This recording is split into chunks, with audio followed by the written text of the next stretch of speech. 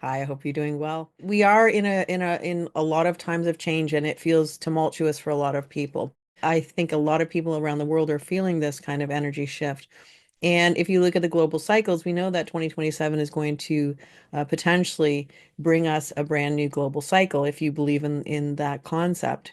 And I have a tendency to believe in the concept because based on all the work and study that I've been doing for many years, a lot of the things that Ross said would happen are happening around the world. Global partnerships are degrading, and as I mentioned with the overall forecast for the year, the protectionism, a lot of different things. And so that's not where I want to dwell today, but I do want to talk about the one thing that is remaining with this global cycle as we move into the cross of the sleeping phoenix in 2027. Right now, we're in the last bits of the cross of planning. And the one thing that we could say about the cross of planning is that it has provided us with community. It has provided us with many luxuries that we have. It's stable patterns. It's provided us with things that allow our lives to be easier. And we see a lot of that changing very rapidly.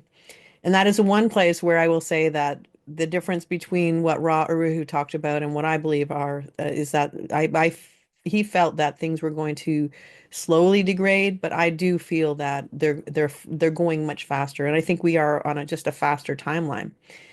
And so, what do you do with that kind of energy? What do you do when you see things changing? Well, with being in the first line or the last dregs of the global cycle of the cross of planning, and I did a whole video on that. If you are interested, I will leave the link below.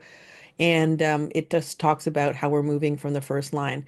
One thing I will note that I thought was interesting, and this is connected to the secondary cross, which is the cross of Maya, is that we are moving from the gate 32 line 1 to the gate 57 line 6. And if you watch the video, you'll know what I mean. And it basically is just saying this, transition of going from sort of tribal energy right into individual energy. The one thing I thought was most interesting is how we see this happening so rapidly. Now, the gate 32 line 1 is the most conservative of all lines, which means that there is a rise of conservatism, and we see that happening.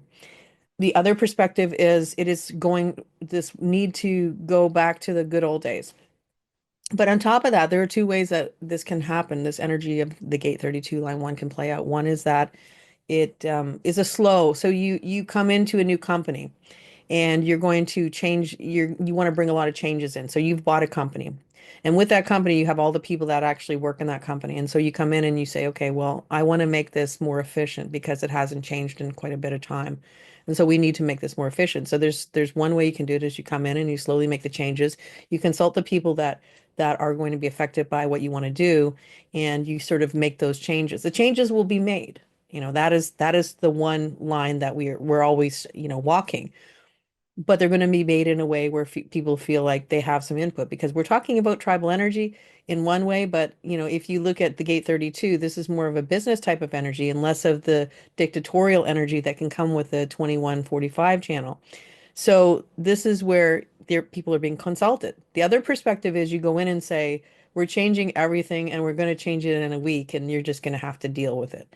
And so that's kind of what seems to be happening right now. And when we move into the secondary cross, the cross of penetration with the global cycle that goes with the cross of the sleeping phoenix. And again, if you want to watch those videos, they're very detailed. So I give you all the concepts of what I believe we're moving into. Well, it's talking about moving into this level of intuition. This gate 57 is the most intuitive gate of the body graph. This is intuition to keep you safe, intuition to let you kind of know what's going to happen tomorrow. But again, this comes with some level of fear. We know that because all the awareness gates of the spleen come with some level of fear. The gate 57 line 6 is not really believing in your intuition because potentially, unless it's always right, you don't think it's correct. But this is where we're saying, okay, we're going to embrace that level of intuition.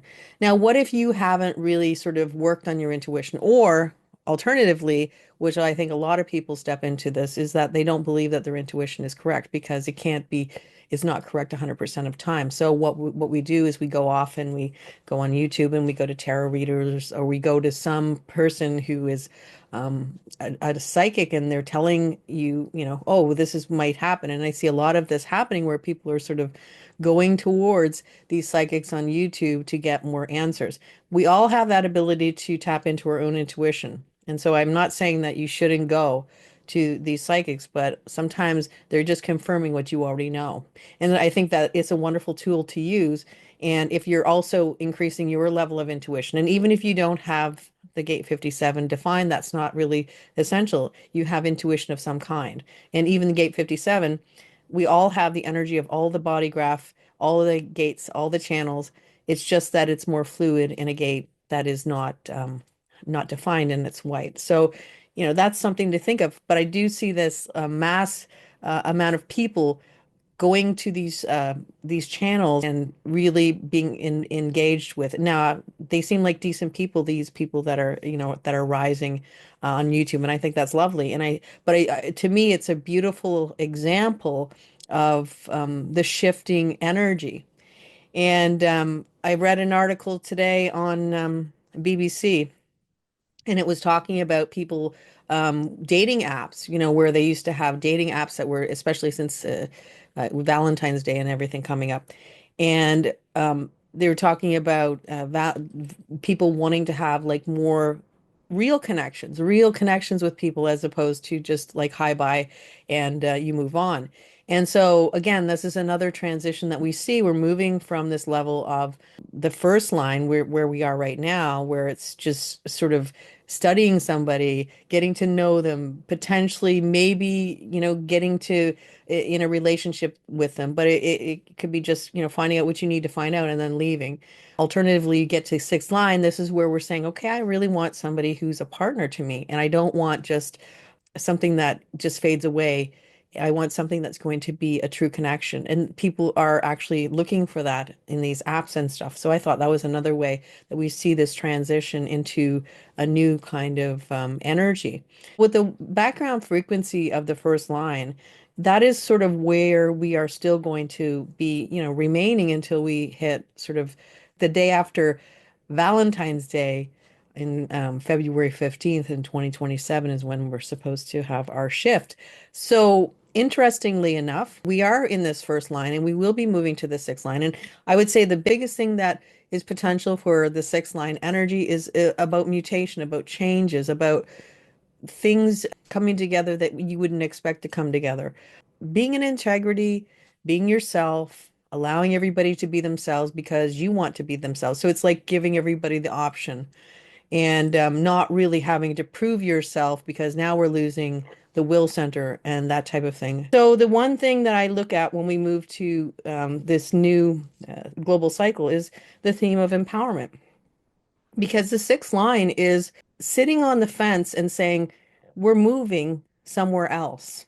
And right now, everything is kind of mixed in. And that's what the sixth line is all about. And really, we don't know what the sixth line will bring, but we do know that it's asking us to be ourselves. And that's what a role model is. It is about being yourself. And because you are yourself, other people feel free to be themselves as well. And what does that even mean, being yourself? I mean, being yourself means that you can be mad when you want to be mad. You can smile when you want to smile, and you can be you say no when you want to say no, and say yes when you want to say yes, instead of saying, okay, well, what does that person want from me, and should I do this or should I do that, and what's the expectation that they have from me, and how have I always reacted, and what if I tell them what I really feel? What will they say? And the question is, what are they going to think of me? Or can I prove myself to them? Or so many other things. And the real answer is it doesn't matter. What you actually want to say it. And if they don't like it, well, that's part of understanding that you're starting to walk in a different direction. And that is really embracing who you are.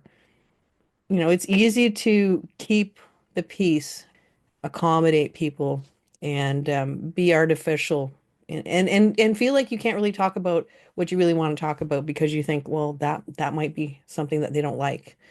And so this is sort of what we're moving towards, this ability to, just always be yourself and not have to put on a persona every time you go to work, or put on a persona every time you go to the grocery store or you go to a family gathering or whatever. It is about your persona that you have is ultimately who you are. Every day that you get up in the morning, that's who you are. And of course that changes based on, what's happening in your life. The biggest thing is this concept of just being. And I know that it gets into this idea of yeah, that sounds so kind of like out there, and oh, that's all floaty and stuff. That's what it means to be. It means that you don't have to, write a script of what you're going to say when you go to a party. You'll always find the right people to be yourself with. And that's the biggest key. There's always going to be somebody who understands you and gets you. But sometimes we just stick with the same people because that's just easier, because that's what we've always done. And this is kind of encouraging us to say, okay, just because you've always done something a certain way doesn't mean that it is empowering you. And that's a gift we have to give ourselves, to empower ourselves to be who we are, because the longer we're in this pattern of always trying to impress or to fit in expectations, it's eventually going to be a problem, because there's only so much you can kind of hide yourself and not kind of express yourself the way you want to. As we move towards 2027, the more you embrace your you-ness, for lack of a better word, the more you're going to be able to traverse whatever is showing up in your path. And with that said, I hope you have a wonderful week ahead. And until next time, take care and bye for now.